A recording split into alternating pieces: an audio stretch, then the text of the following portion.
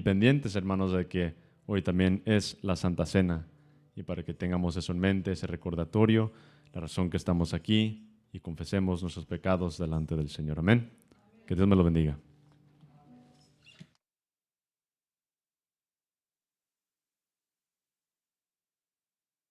¿Qué deseamos para nuestro hermano Henry? Amén. Dios le bendiga. ¿Cómo estamos en esta tarde, hermanos? Seguimos con esa bendición. Amén. Bueno, pues les pido que vayan preparando sus Biblias al pasaje de Romanos capítulo 12, versículos del 6 al 8. Bienvenidos sean todos a la casa del Señor y pues vamos a entrar en el mensaje de la palabra de Dios en esta tarde, no sin antes pedirle a nuestro hermano Luis que nos lleve en una oración. Amén, hermano Luis. Amén, hermano Luis. Amén. Vamos a orar en ese momento. Padre bueno del cielo, Señor bondadoso, a esta hora, Señor, que hemos escuchado, Señor, el servicio, hemos escuchado las alabanzas y nos hemos gozado con ellas, hemos escuchado la acción de gracias, pero ahora, Señor, viene la palabra, Señor, la enseñanza que trae tu Hijo, Señor. Te suplico, Señor, que lo unjas, Señor, con el Espíritu Santo, Señor, para que esa palabra, Señor, vaya, Señor, a lugares donde quizás no te conozcan, Señor, y a la vez también caiga en corazones sensibles, Señor. Gracias por ello, Señor, y a usted, Señor, me encargaré de darle toda gloria y toda alabanza desde hoy para siempre. Amén. Adelante, hermano. Amén. Gracias, hermano. ¿Qué deseamos para nuestro hermano Luis? Dios le bendiga. Amén. Romanos 12, versículos 6 al 8, dice: de manera que teniendo diferentes dones, según la gracia que nos es dada, si el de profecía, úsese conforme a la medida de la fe, o si de servicio, en servir, o el que enseña en la enseñanza, el que exhorta en la exhortación, el que reparte con liberalidad, el que preside con solicitud, el que hace misericordia con alegría. Pueden ocupar su lugar. Y continuamos aquí en este pasaje donde el apóstol Pablo nos habla de los dones espirituales, de los dones de gracia. Y como hemos estado viendo en este pasaje, para poder emplear nuestros dones, hay ciertas cosas que tenemos que tener en cuenta. Primeramente, como nos dice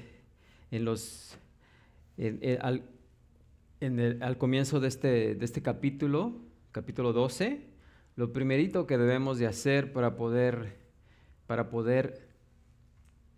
rendir nuestro servicio a Dios, nadie que no haga esto no puede rendir su servicio a Dios.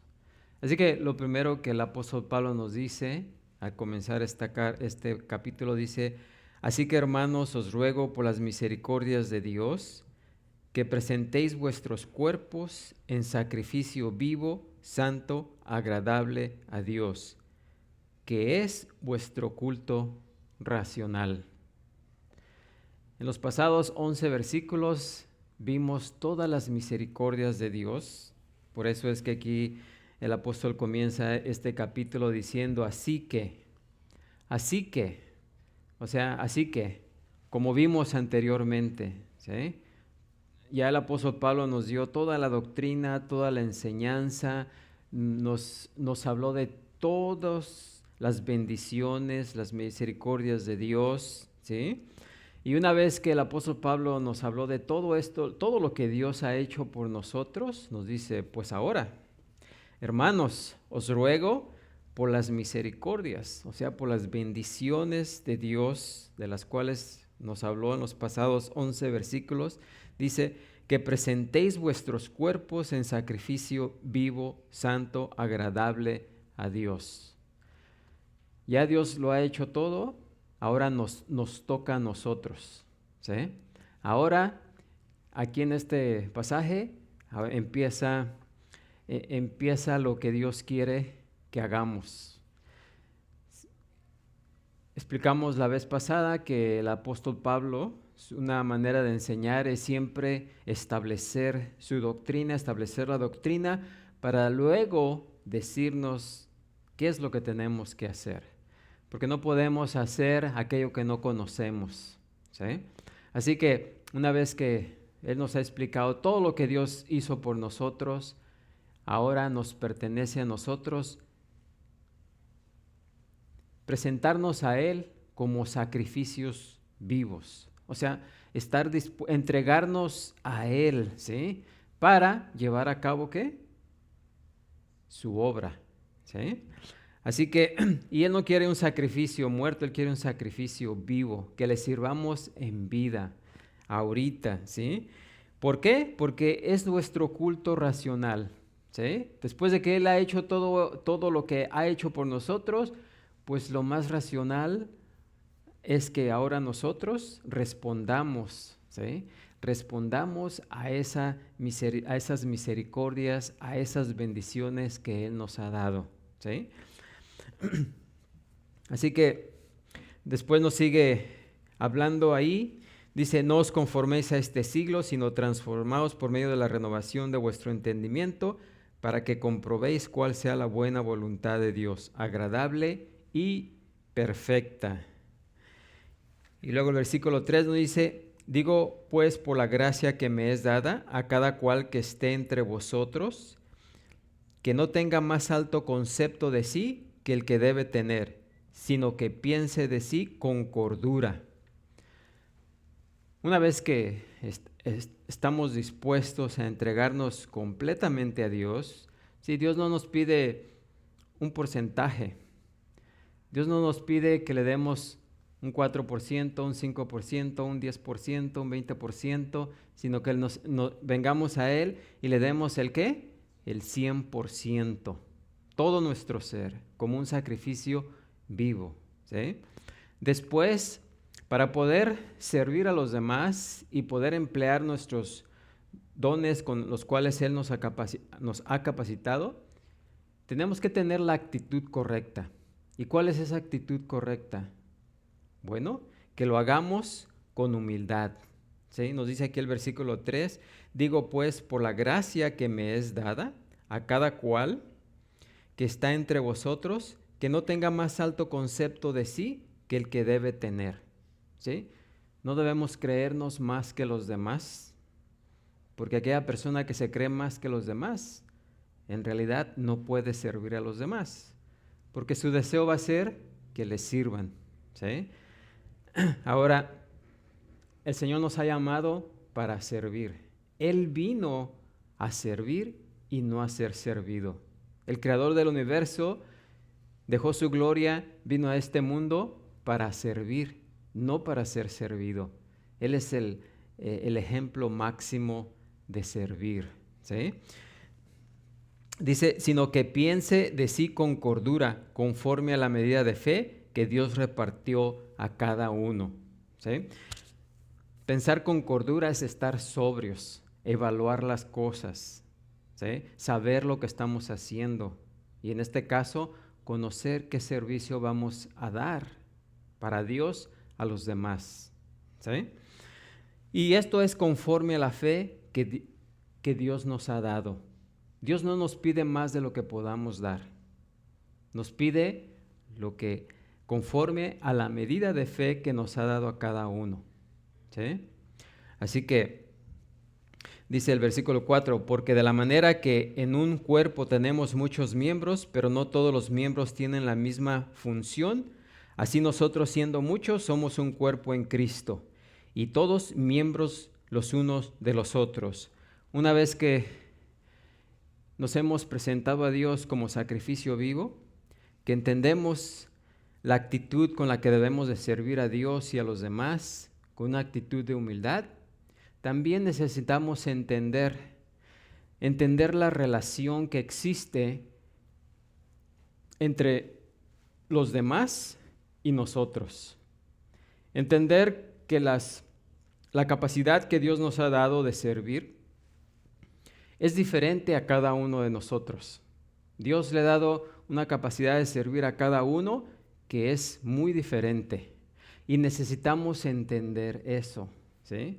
Así como nuestro cuerpo entiende, ¿sí? Todos nuestros miembros tienen una función diferente, pero todos los miembros de nuestro cuerpo trabajan conjuntamente para edificar, sostener nuestro cuerpo. Así nosotros debemos entender esa relación que existe con cada hermano que tiene diferente don al de nosotros, para que la iglesia funcione como nuestro cuerpo, porque en realidad es el cuerpo de Cristo. Cristo no está ahorita presente en la tierra humanamente, pero ha dejado la iglesia en su representación. Lo que Él no puede hacer físicamente ahorita, lo debemos de hacer, ¿qué? Nosotros que somos el cuerpo de Cristo. Amén. Así que tenemos que entender esa relación. Y luego nos dice, de manera que teniendo diferentes dones según la gracia que nos es dada. Ahora, una vez que entendemos esto, entendemos que nos hemos presentado en sacrificio vivo a Él, entendemos la actitud con la cual debemos servir y entendemos la relación de todos los miembros de la iglesia. Entonces sí, el apóstol Pablo nos dice, entonces sí, a servir, ¿sí? A servir. O sea, a poner en acción todo aquello para lo cual el Señor nos ha preparado. Así que tenemos que tener ese servicio apropiado de cómo ejercer nuestros dones.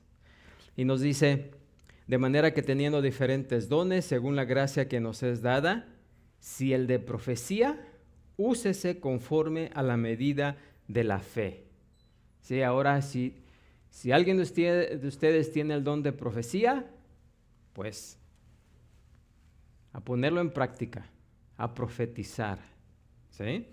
Ya vimos en detalle ese don de profecía. También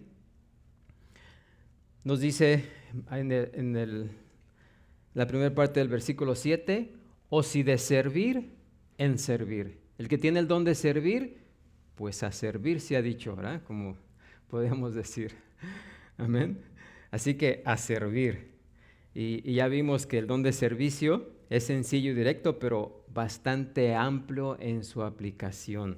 Cualquier cosa que hagamos en la iglesia, o para la iglesia, o para los hermanos, y no, fíjense, estos dones no solamente deben ser llevados a cabo dentro de la iglesia, sino deben ser llevados allá afuera. ¿Empezando con quién? Con nuestras familias, ¿sí? Para que ese don sea reconocido por ellos, ¿sí?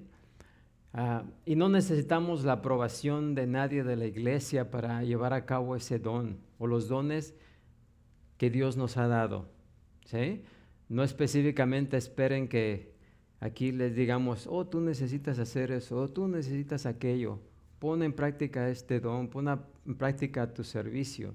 No, cada uno de nosotros debemos de emplear ese don, ¿sí? Que Dios nos ha dado. Y no solamente aquí, sino más que nada afuera. No necesitamos permiso para ir a visitar a alguien al hospital, ¿o sí? No necesitamos permiso para ir a orar por alguien que está enfermo. No necesitamos pedirle permiso al pastor para llevarle una canasta de comida a alguien que no tiene, ¿sí? No necesitamos hacer eso.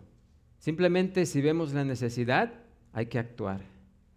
Donde veamos que alguien necesita de lo que Dios nos ha dado, hay que darlo. No se necesita permiso para ello. Amén. Así que donde quiera que estemos y con quien estemos, pongamos a trabajar esos dones, esas capacidades espirituales que Dios nos ha dado. Amén. Así que hoy vamos a ver los siguientes 5, si alcanzamos, porque el apóstol Pablo nos habla aquí de 7 dones, y estos dones, pues, no son todos los que hay, pero recuerden que él solamente está usando esto como ejemplo de la multitud de variedad de capacidades con las cuales Dios capacita a su cuerpo. Amén. Y luego nos dice en la segunda parte del versículo 7, o el que enseña en la enseñanza. Y este es el tercer don espiritual, y es el de enseñanza. Aquí también el significado es sencillo y directo. La palabra griega, de la cual se traduce enseñanza, se refiere al acto de enseñar o a la enseñanza.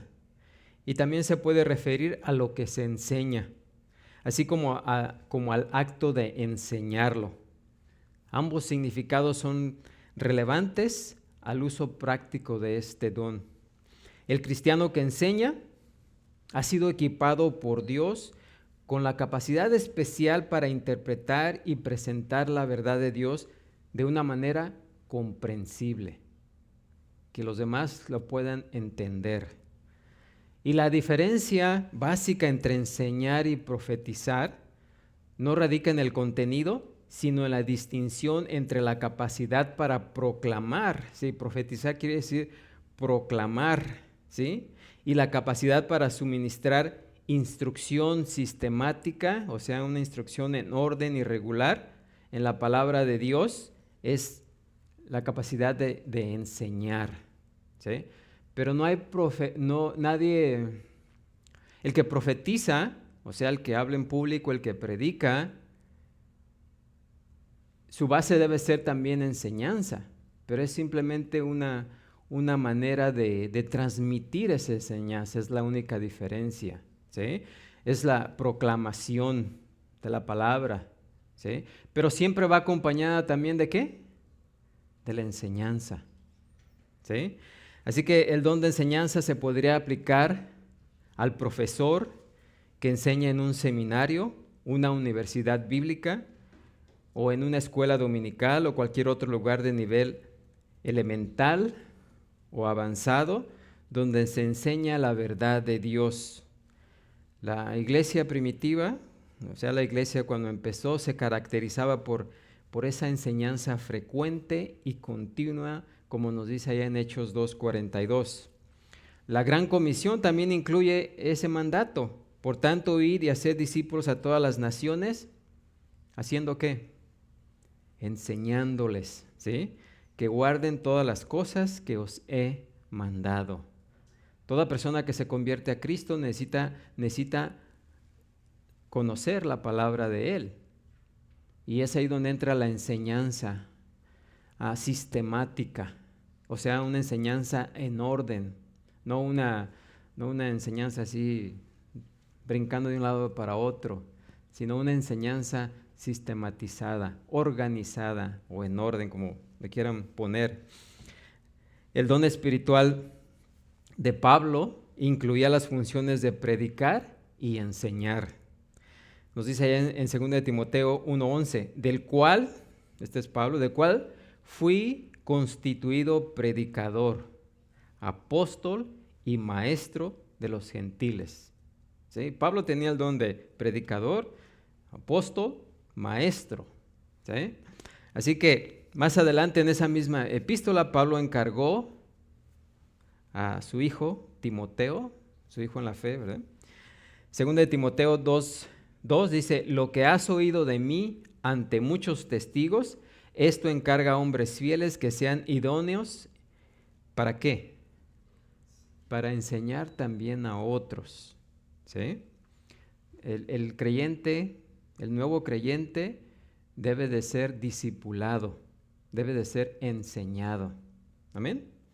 Bernabé tenía ese don y lo ministró en Antioquía al lado de Pablo, donde ambos, nos dice Hechos 15:35, continuaron enseñando la palabra del Señor y anunciando el evangelio con otros, ¿sí? Enseñando la palabra del Señor. De forma similar, un judío llamado Apolos, nos dice, natural de Alejandría, varón elocuente, poderoso en las Escrituras, había sido instruido en el camino del Señor y siendo de espíritu fervoroso, hablaba y enseñaba diligentemente lo concerniente al Señor. Amén. Por supuesto también que Jesús fue al mismo tiempo el predicador supremo y el maestro supremo por excelencia. ¿Sí? Aún después de su resurrección, Jesús continuó ¿qué? Enseñando. Cuando se unió a los 2 discípulos en el camino a Emaús, ¿qué fue lo que hizo?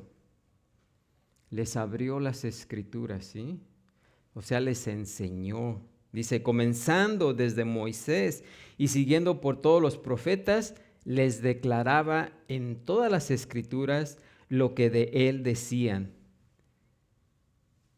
Y decían el uno al otro, ¿no ardía nuestro corazón en nosotros mientras nos hablaba en el camino y cuando nos abría las escrituras? ¿Sí? Tanto declaraba como abría o explicaba son sinónimos de enseñar o enseñanza. La enseñanza habitual y sistemática de la palabra de Dios es la función primordial del pastor, ¿sí? Del pastor maestro, quien siendo un anciano de la iglesia, se requiere de él que sea, nos dice allá en 1 Timoteo 3:2, que sea apto para enseñar. El pastor debe ser apto para enseñar y que sea retenedor de la palabra fiel tal como ha sido enseñada, para que también pueda exhortar con sana enseñanza y convencer a los que contradicen. Tito 1:9. Así que por encima de todo, Pablo encargó también a Timoteo, allá en 1 Timoteo 4:16, le dijo, ten cuidado de ti mismo y de la doctrina. La doctrina es enseñanza. Así que los pastores no son los únicos a quienes el Señor llama y embiste de poder para enseñar.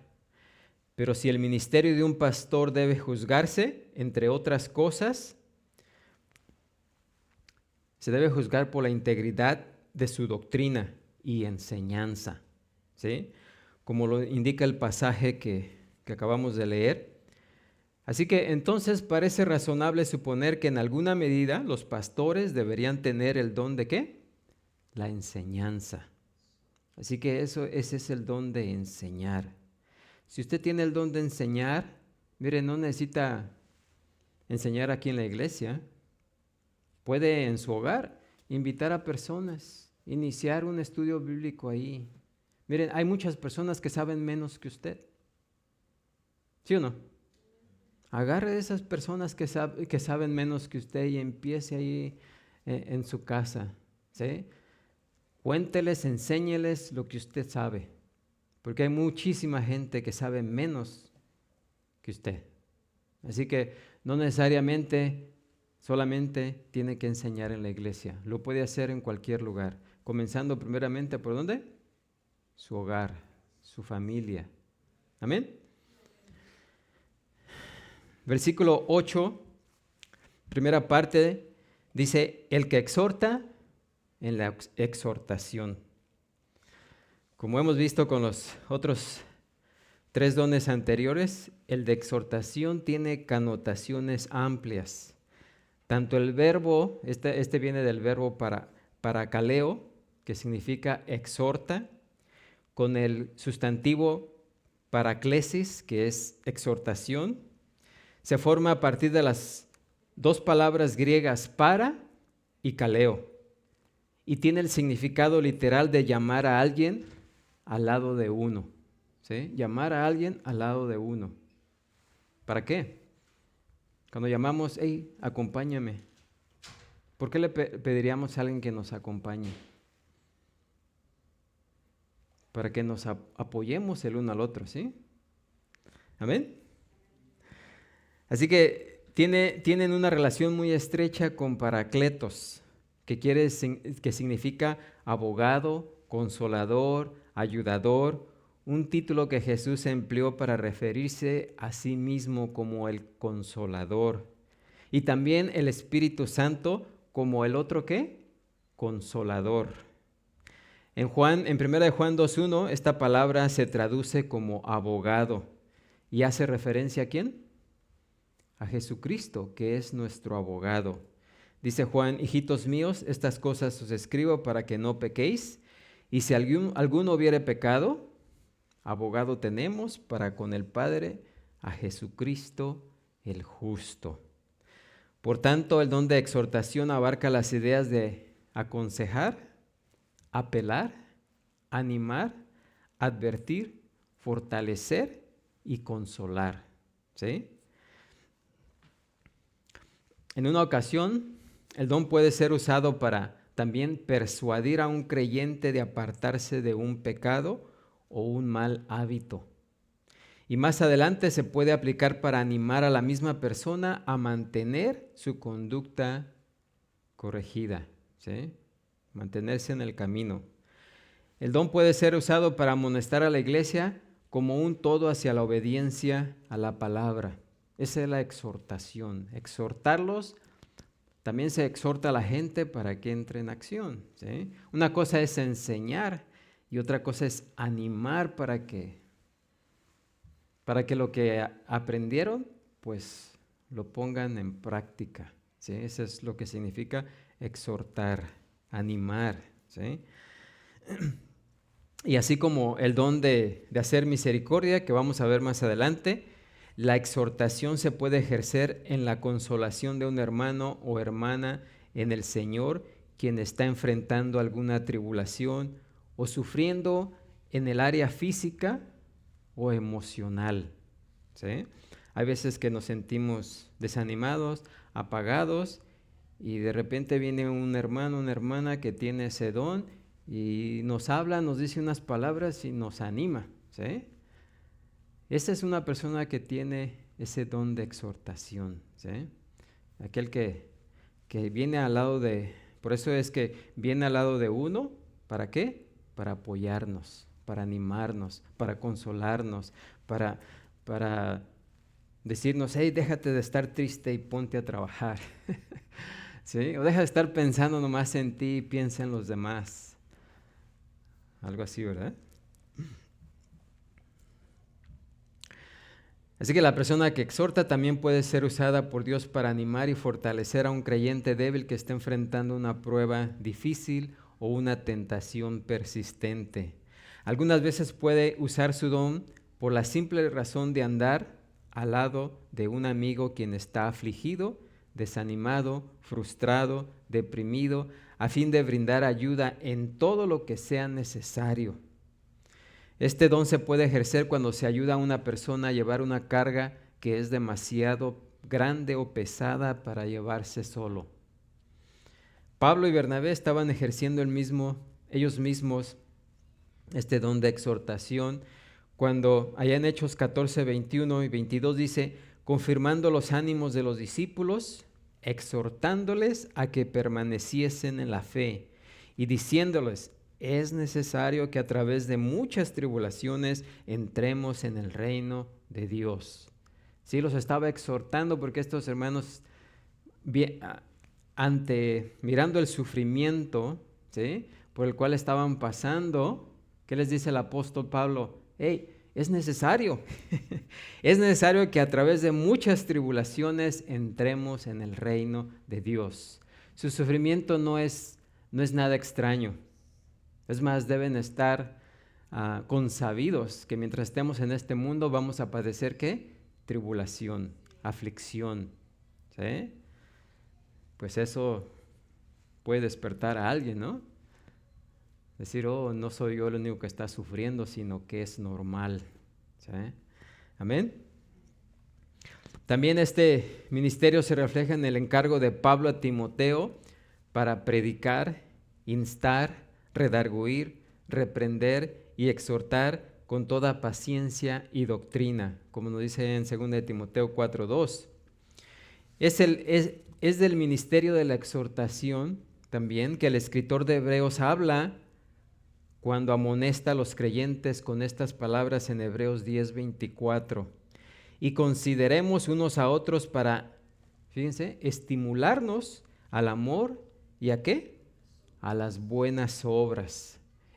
No dejando de congregarse, ¿sí? como algunos tienen por costumbre, sino exhortándonos, y tanto más cuando veis que aquel día se acerca. Sí, cuando alguien falta a la iglesia, pues hay que preguntarnos qué está pasando con el hermano o la hermana. Hay que llamarle, ¿sí? ¿Para qué?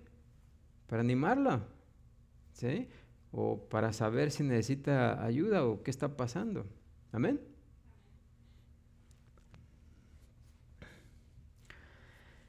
El sentimiento que motiva este don también se encuentra exhibido en la hermosa bendición que marca el final de esta epístola.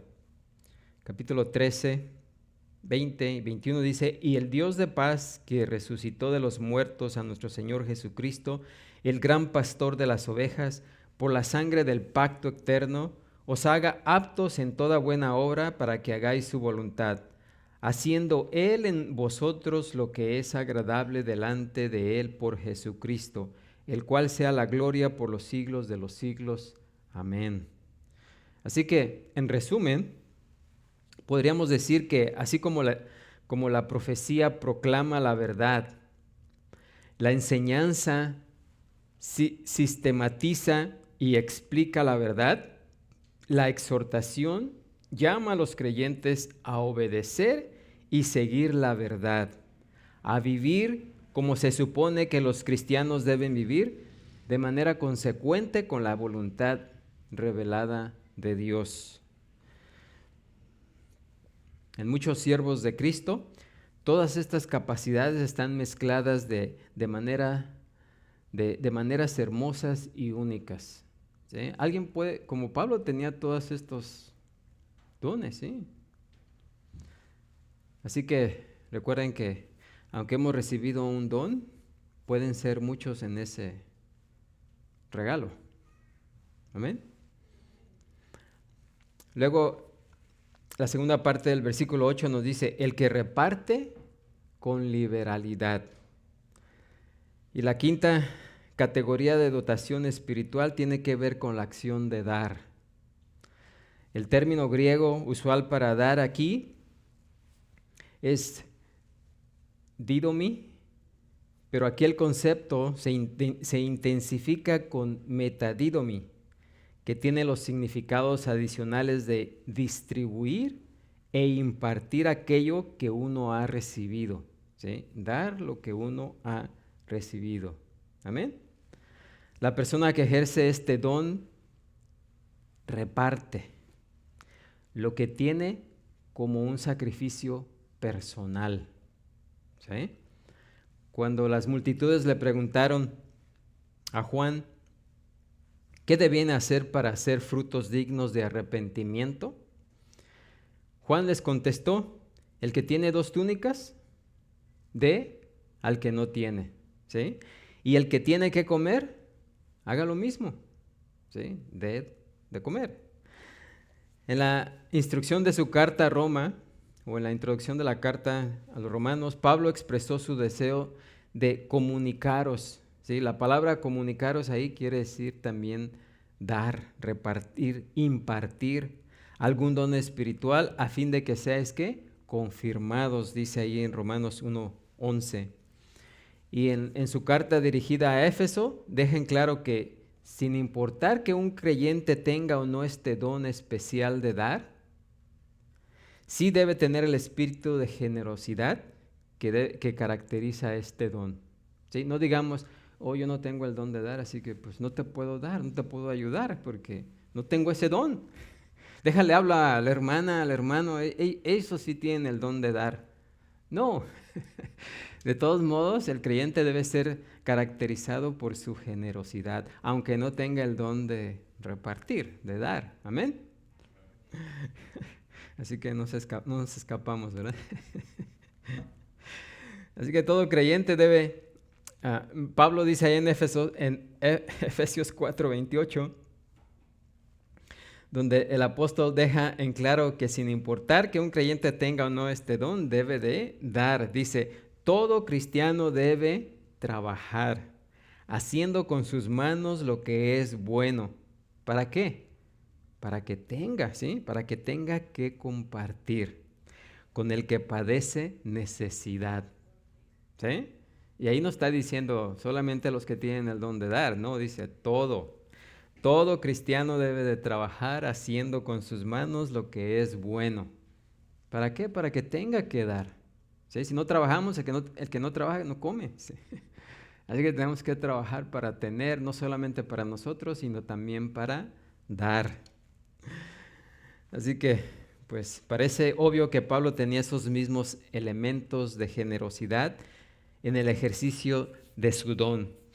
Y estos no se reflejan mejor que en su servicio dado a los santos en Tesalónica. Después de haberles ministrado durante un tiempo relativamente corto, estuvo en capacidad de decir con humildad perfecta y toda sinceridad que el evangelio que él les había traído por Silvano, Timoteo y él, dice allá en 1 Tesalonicenses 1:5, no llegó a vosotros en palabras solamente, sino también en poder, en el Espíritu Santo y en plena certidumbre, como bien sabéis, cuáles fuimos entre vosotros por amor de vosotros. Y más adelante dice, tan grande es nuestro afecto por vosotros, continúa diciendo el apóstol, que hubiéramos querido entregaros no solamente el Evangelio de Dios, sino también nuestras propias vidas, porque habéis llegado a sernos muy queridos. ¿Sí? O sea, no solamente estaban dispuestos a llevarles, compartir la palabra de Dios, sino entregar sus propias vidas al servicio de ellos. Amén. Y la palabra liberalidad es la traducción de una palabra cuya raíz alude a la soltería y que vino a connotar simplicidad. Y es tener ánimo constante y corazón abierto a la generosidad. ¿Sí? Alude a la idea de una actitud generosa que da con sinceridad de corazón, sin mancha alguna de fingimiento o dobles intenciones. ¿Sí? La persona que da no para recibir algo a cambio, sino simplemente da sin esperar nada a cambio.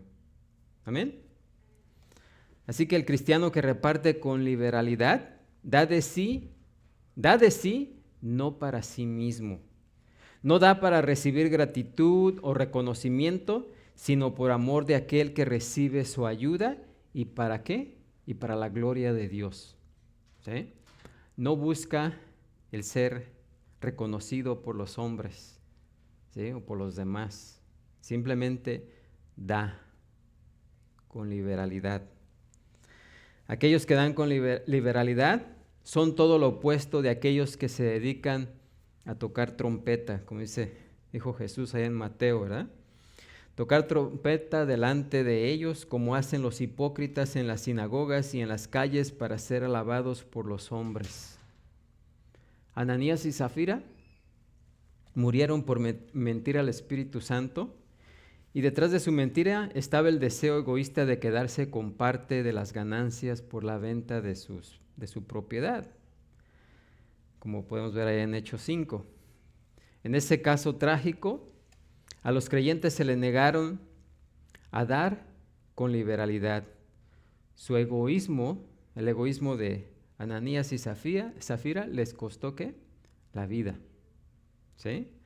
Ananías y Zafira fueron excepciones en la iglesia primitiva, la cual estaba caracterizada porque sus miembros, por voluntad propia, dice en Hechos 2:44, estaban juntos y tenían en común todas las cosas, y vendían sus propiedades y sus bienes y los repartían a todos según la necesidad de cada uno.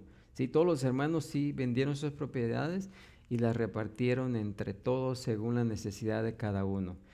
Ananías y Zafira quisieron hacer lo mismo, pero quisieron quedarse con una parte. ¿Sí? Ahora, ¿por qué hacían esto? Bueno, Ustedes saben, en aquel entonces no había hoteles, hoteles de tantos pisos.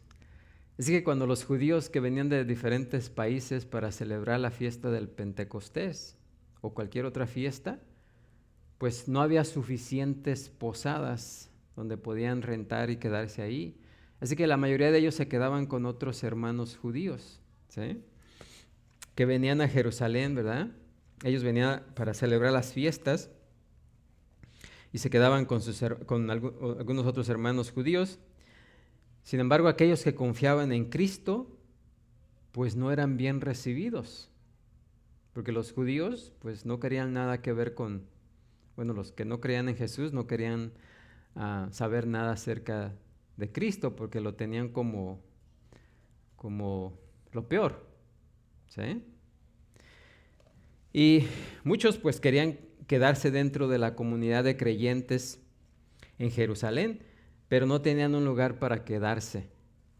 Algunos tenían dificultad para comprar alimentos porque pues tampoco no se los vendían.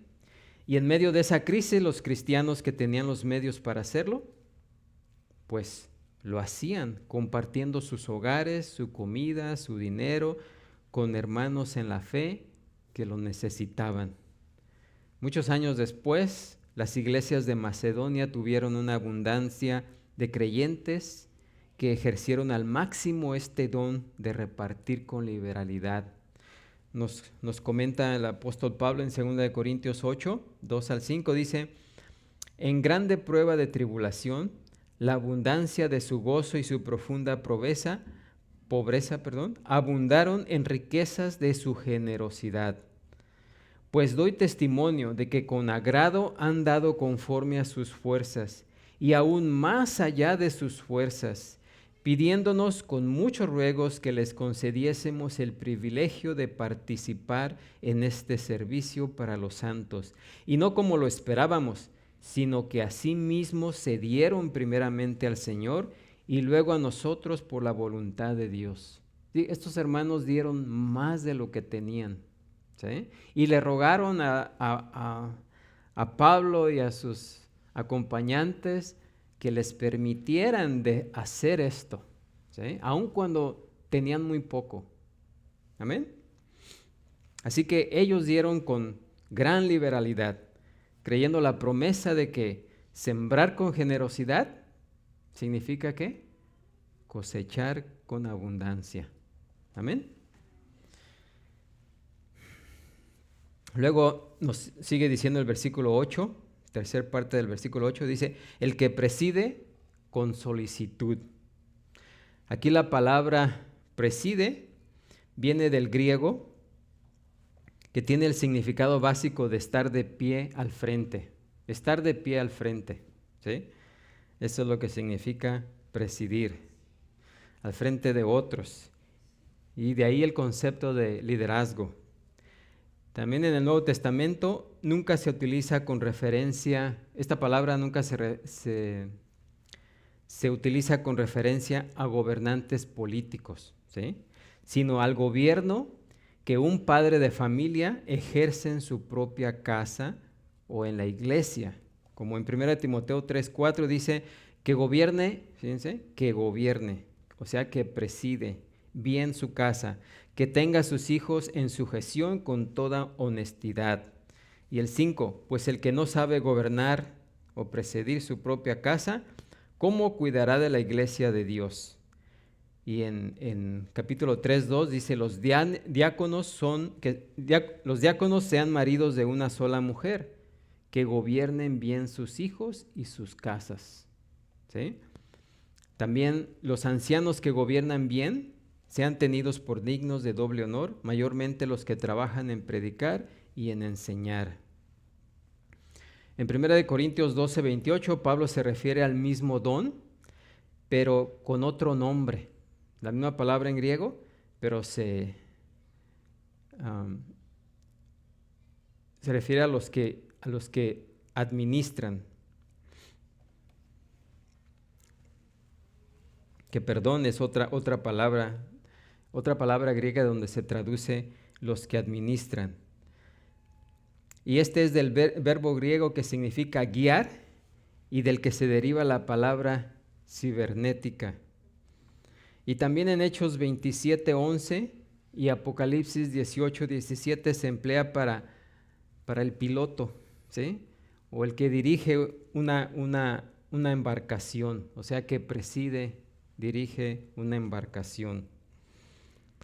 Dice Hechos 27:11, pero el centurión daba más crédito al piloto, ¿sí? La palabra ahí piloto es la misma palabra que se ocupa aquí como presidir.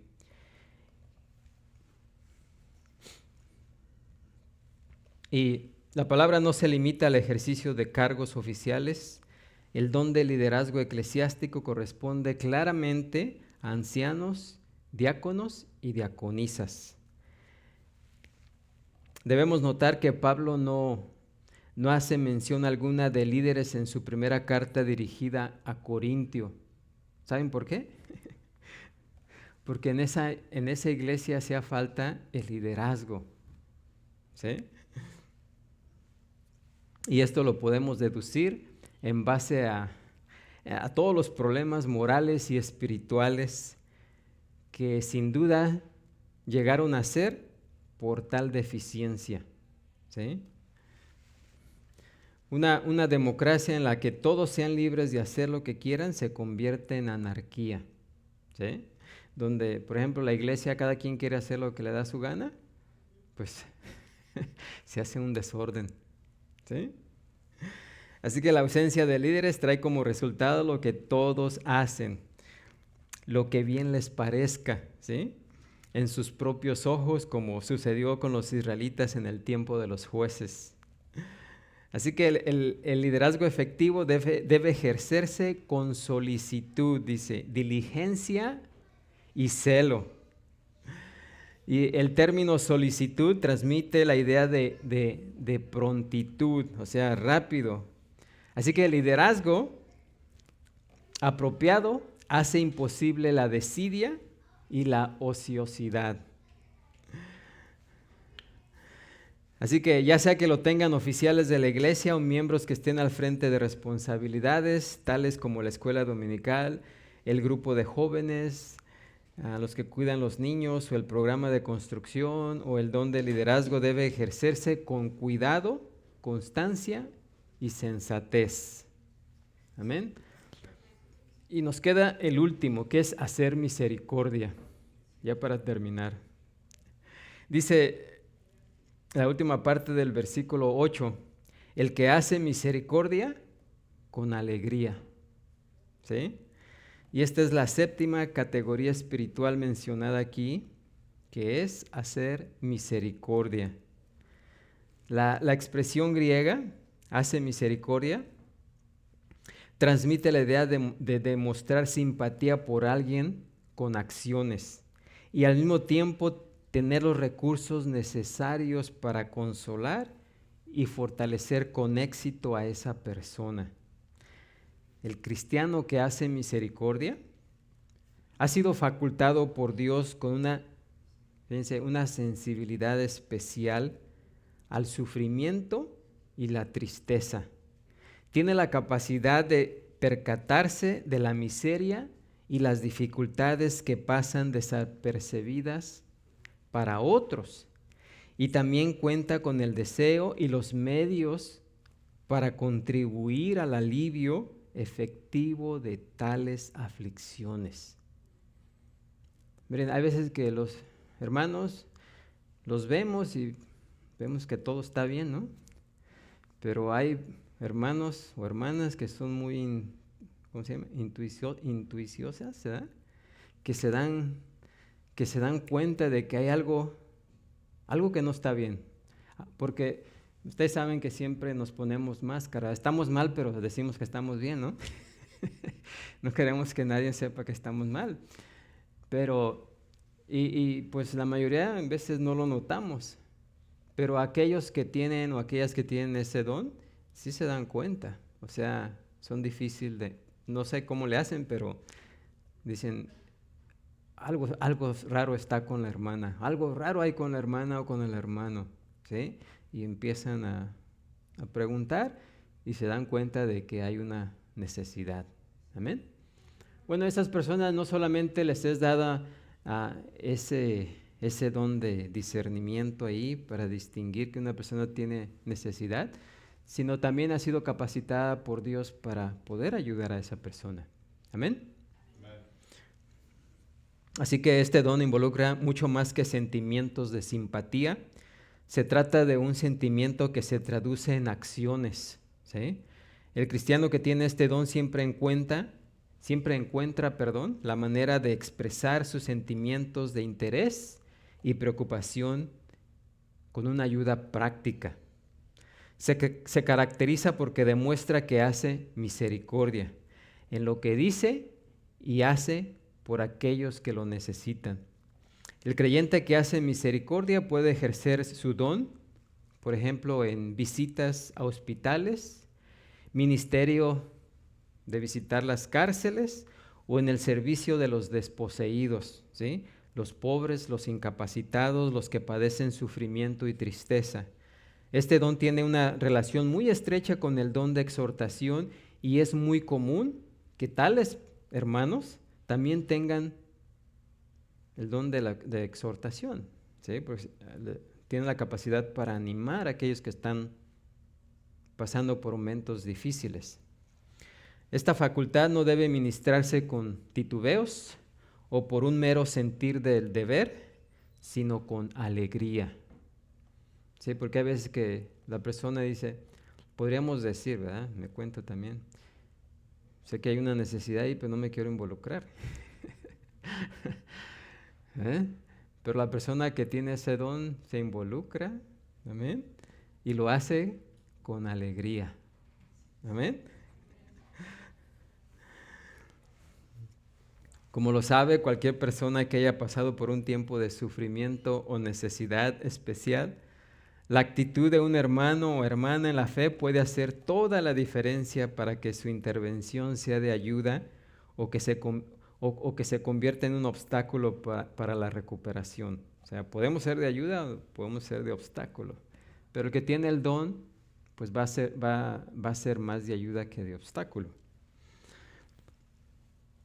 Ustedes han leído allá en Job, ¿verdad? Que sus amigos le daban consejo, pero no hacían nada. Lo aconsejaban, pero no hacían nada. Sino que lo llevaron a un abatimiento todavía más profundo.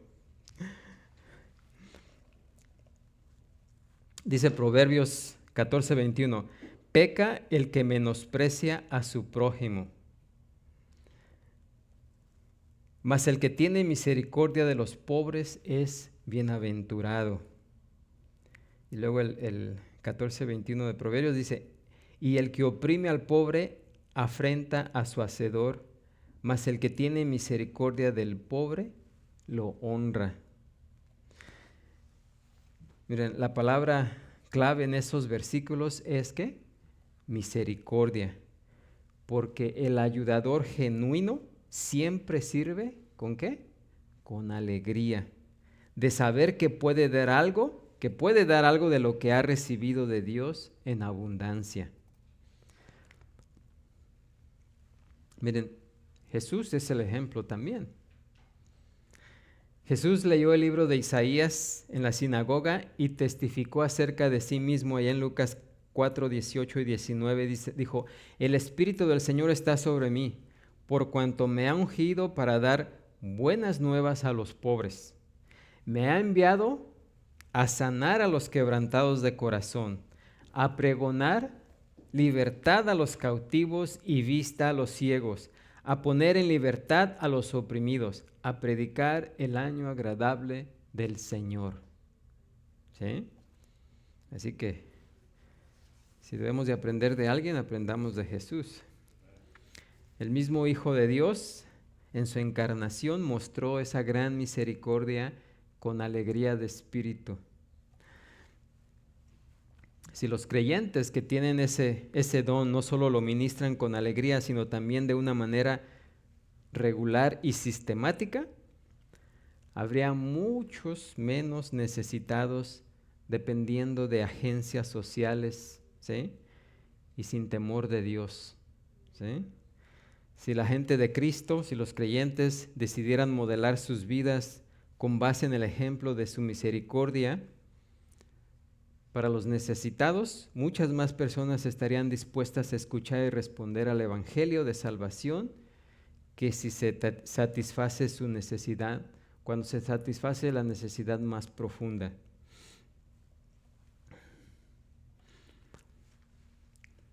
Y con relación a este don y a los demás, pues todos debemos de atender el consejo apostólico de 2 de Timoteo 1:6, dice, aviva el fuego del don de Dios que está en ti. Así que aviven el fuego del don de Dios que está en ustedes. Amén. Porque a todos se nos ha dado un don de gracia, un don espiritual. Amén.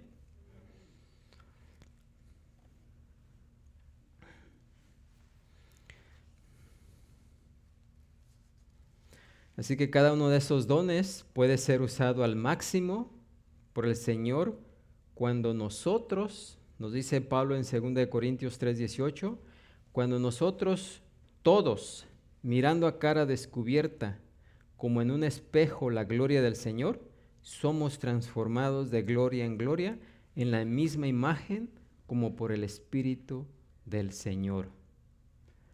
Y solamente podemos servir a Cristo en la medida que seamos más semejantes a Cristo. Podemos ejercer los dones del Espíritu solo cuando nos hemos presentado a nosotros mismos como ¿qué? Sacrificios vivos y nos sometemos a su obra de transformación y santificación continuas en nuestra vida, ¿sí?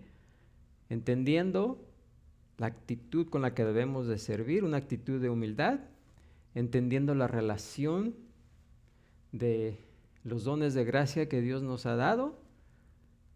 Y una vez que hagamos eso y evaluemos todo eso, pues pongamos en práctica esos dones de gracia que Dios nos ha dado. ¿Amén?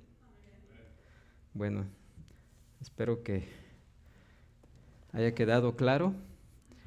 Y pues ahí termina este pasaje. Terminamos con ese pasaje y hoy, siendo el primer día del mes, vamos a celebrar la Cena del Señor, para lo cual los invito a 1 de Corintios 11:23, donde el apóstol Pablo recibió por revelación, por parte directa del Señor Jesucristo, esta ordenanza de la Cena del Señor. ¿Okay? Jesús dejó 2 ordenanzas para su iglesia.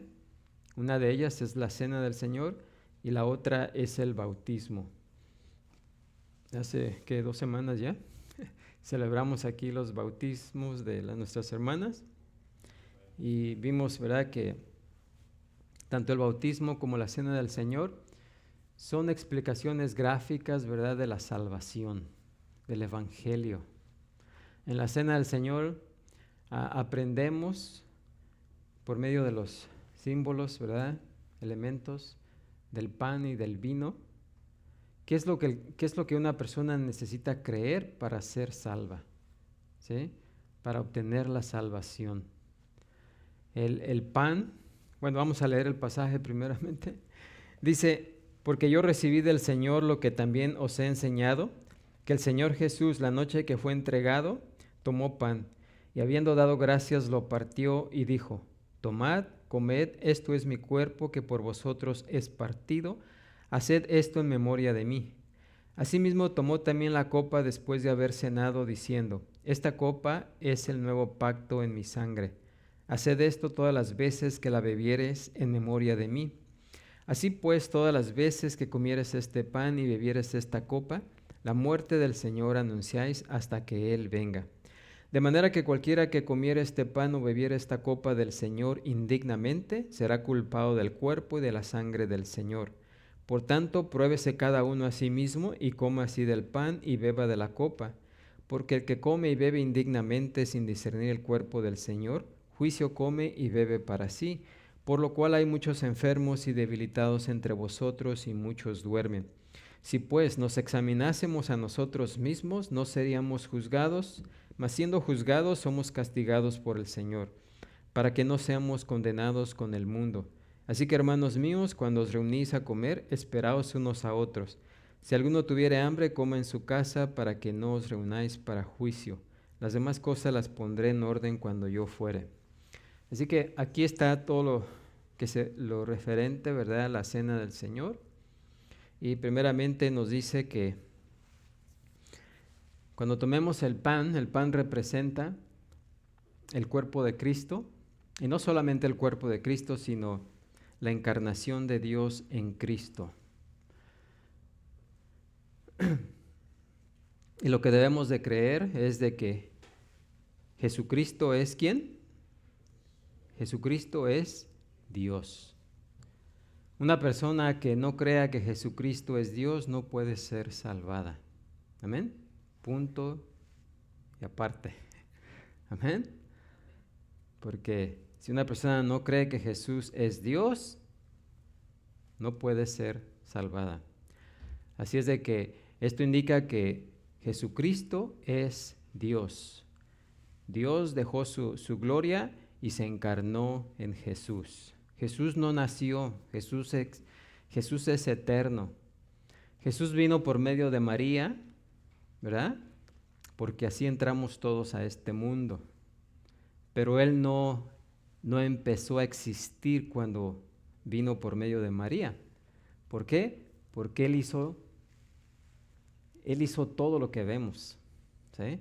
Él ya existía, Él es eterno, por eso Él es Dios. Amén. Así que si alguien quiere la salvación, necesita reconocer que Jesús es el Señor. Amén. Y cuando tomamos el pan, lo que estamos haciendo y diciendo es: yo creo que Jesucristo es Dios. Y con esto, al comer el pan, estoy afirmando esa verdad. ¿Sí? La breve explicación es de que cuando tenemos desconfianza de una comida, la podemos probar, pero no nos la comemos, ¿verdad?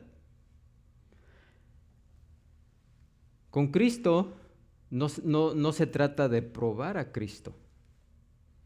O lo tomas o lo dejas, ¿sí? O crees en Él o no crees. Así que cuando tomamos el pan, estoy diciendo: yo creo y por eso me como el pan. Amén. Porque yo creo sinceramente que Jesucristo es el Señor. Y físicamente lo estoy afirmando, porque ese pan se convierte en parte de nuestro cuerpo, ¿sí? Así que esa verdad se convierte en parte de nuestro ser. Creo que sí entendemos eso, ¿verdad? El vino representa el sacrificio que Jesús hizo en la cruz, ¿sí? La sangre de Cristo. Y la sangre se refiere a la muerte, porque Jesucristo no nos salvó con su sangre. Jesucristo nos salvó porque murió, ¿sí? Cuando la palabra de Dios habla acerca de su sangre, se refiere a su muerte. ¿Amén? Porque si solamente la sangre hubiera podido salvarnos, pues no habría necesidad de que Él hubiera muerto. Pero la palabra de Dios especifica claramente que la paga del pecado es ¿qué? Muerte. Y Él vino a morir. No vino a derramar su sangre, vino a morir. Así que la segunda cosa que una persona necesita creer es que el sacrificio que Jesús hizo en la cruz nos limpia de todo pecado, pasado, presente y futuro. Amén. Así que cuando tomamos la copa de vino, estamos creyendo esa verdad. No la estamos probando, estamos creyendo tal y como es. Y eso indica que no vamos a confiar en ninguna otra manera de salvación, porque la única manera de salvación es por medio de Jesucristo y su muerte en la cruz. ¿Ok? El apóstol Pablo nos dice aquí, así pues, todas las veces que comieres este pan y bebieres esta copa, la muerte del Señor anunciáis hasta que Él venga. ¿Sí? Y claro, cuando le explicamos esto a una persona que no conoce, pues al hablar de la muerte de Jesucristo tenemos que explicar por qué murió Cristo. ¿Sí? Y ahí vamos a hablar del pecado de la persona, confrontar a la persona con su pecado, a modo de que reconozca que es pecador, que ha ofendido a Dios y por lo tanto necesita el perdón de sus pecados. Amén. Otra cosa que debemos de recordar es la resurrección, porque la resurrección prueba que el sacrificio que Jesús hizo en la cruz fue efectivo, que Dios el Padre la aprobó ese sacrificio y que Jesús también no tenía pecado, porque si hubiera tenido pecado hubiera permanecido en la tumba, pero como no tenía pecado, la muerte no lo podía retener, ¿sí? La muerte solamente retiene al que ha pecado, pero al que no ha pecado no lo puede retener. Como la cárcel en nuestra sociedad no puede retener a alguien que sea inocente, aunque muchas veces pasa. Pero legalmente no debería retener a alguien que es inocente.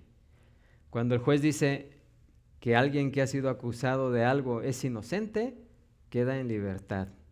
¿Sí? La justicia no lo puede retener porque ha sido declarado ¿qué? Inocente. Jesucristo no tenía pecado, por lo tanto, la muerte no lo podía retener. Por eso es que resucitó. Y resucitó también para probar que hay vida después de la muerte.